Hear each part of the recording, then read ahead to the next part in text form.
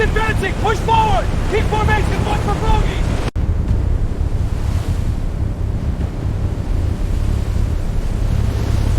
What if I told you that on one single night in World War II, an American infantry division did something that had never been done before in history, and has never been done since? They sank 5 enemy warships, using weapons designed to kill tanks, from dry land. No Navy ships. No battleships. Just soldiers with tank destroyers. This actually happened. And tonight you're about to hear the full, insane true story. It's December 11th, 1944, deep in the Pacific War. The moon is hidden, the water black as ink. On the muddy shores of Ormoc Bay, Leyte Island, a group of American infantrymen, average age 32, drafted from New York offices and New Jersey factories, stare out at shadowy shapes cutting through the waves. These aren't sailors. They're soldiers of the 77th Infantry Division, the old bastards. And tonight they're about to do something no army unit had ever trained for: sink enemy warships from dry land using weapons meant to kill tanks. This isn't legend. This is documented fact. The only time in World War II, anywhere on any front, that armored fighting vehicles from shore destroyed naval vessels. No Germans did it. No Soviets. No British. No Japanese. Only the 77th. Let's dive into the records and uncover how it happened. The 77th Infantry Division wasn't born elite. Reactivated in March 1942 as a standard reserve unit, it filled with older reservists, accountants, taxi drivers, factory workers too old for most infantry outfits. They trained at Fort Jackson, South Carolina, for 14 months, standard drills, amphibious practice, jungle warfare basics. No special ops flair. But under Major General Andrew D. Bruce, a no-nonsense artilleryman who believed in math, firepower, and discipline, they learned something different. Bruce emphasized patience over speed, fire superiority over bayonet charges, maneuver over frontal assaults.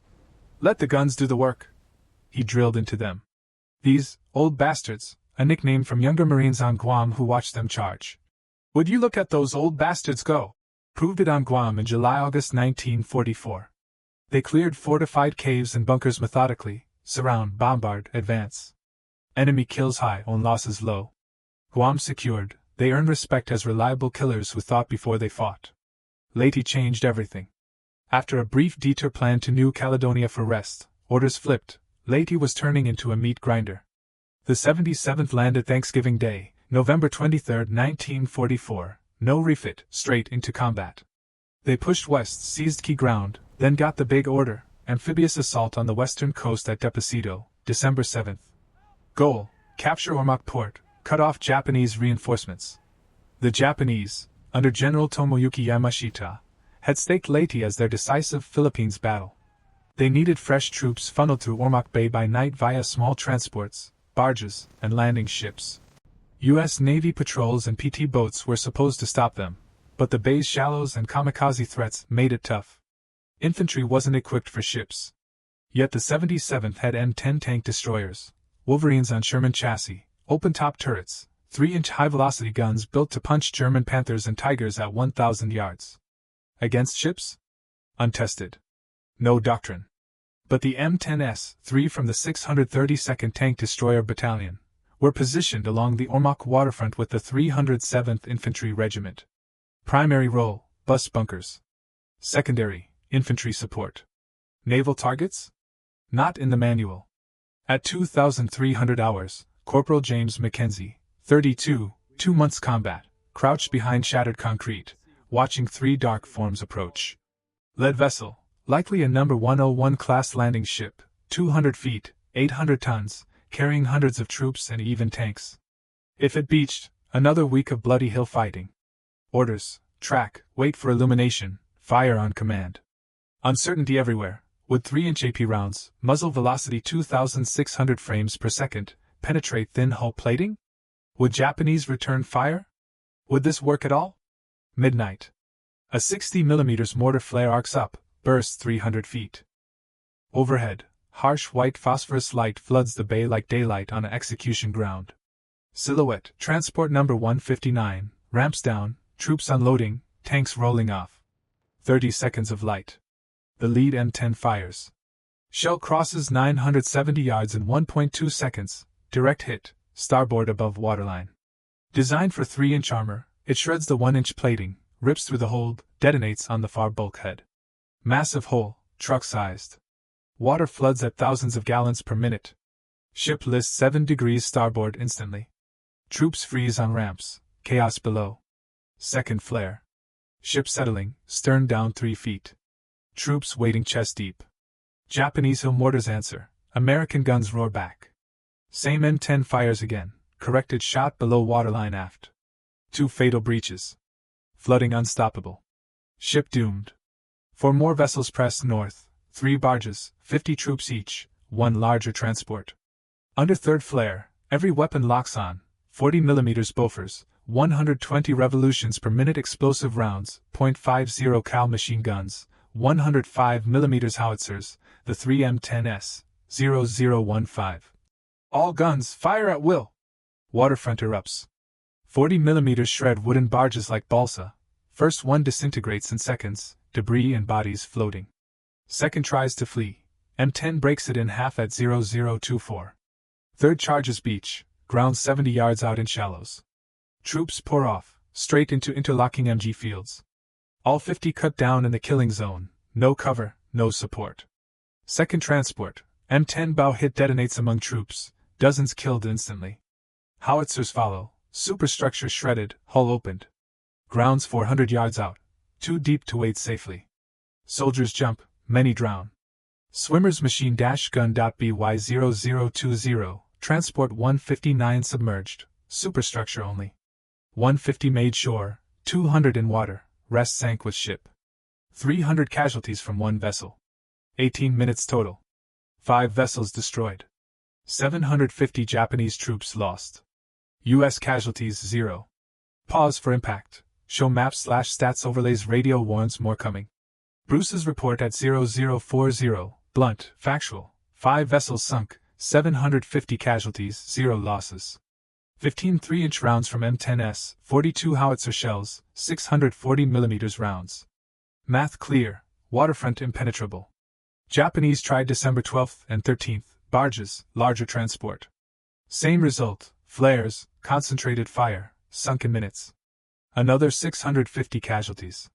Yamashita halted sea runs. Ormoc sealed. Transition to aftermath, push north. Leyte secured 77th Advance North December 14th. 307th Regiment leading under Colonel Aubrey Newman. Through Kogan, Valencia. Bypassed Japanese strongpoints via impassable terrain. Linked with 1st Cavalry Christmas Day. Leyte secure. Official Leyte tally for 77th. 19,456 Japanese killed, 124 captured, 543 U.S. dead, 1,469 wounded. Kill ratio 36-1. Ships not counted in that. January 1945 Army investigation, low tide wreck checks, diver reports. Transport 159, 2 3-inch holes below waterline. Another vessel, 3 penetrations, 2 M10 AP, 1 105mm. Fragments matched 1944 Waterfleet arsenal. Confirmed, only World War II instance of shore-based armor-destroying warships. M10 manual updated March 1945. Employment against naval targets. 3 paragraphs, AP at waterline for flooding. Reference, Ormoc. Never used again. Close with division legacy, emotional rap. The old bastards weren't elite by design, older, slower, civilian backgrounds. But Bruce's training, fire discipline, tactical patience, made them deadly.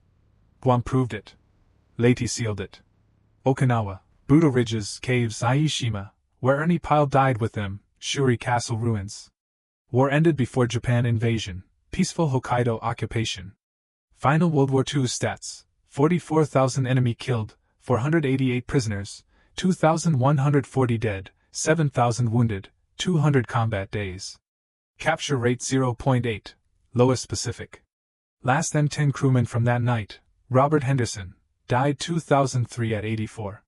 Never spoke publicly. Family found citation. Engaging enemy naval vessels. He just said, did my job. Came home. Reunions in New York. Old Bastards Club raised glasses to the 2,140 gone. Sinking ships? Just another night. Historians call Ormoc unique. tactical flexibility under pressure. But for the men, simple.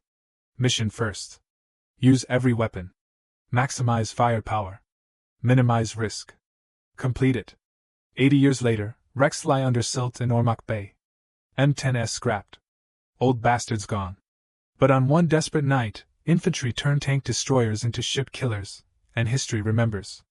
If this story of forgotten courage hits hard, hit like. It pushes these tales to more people.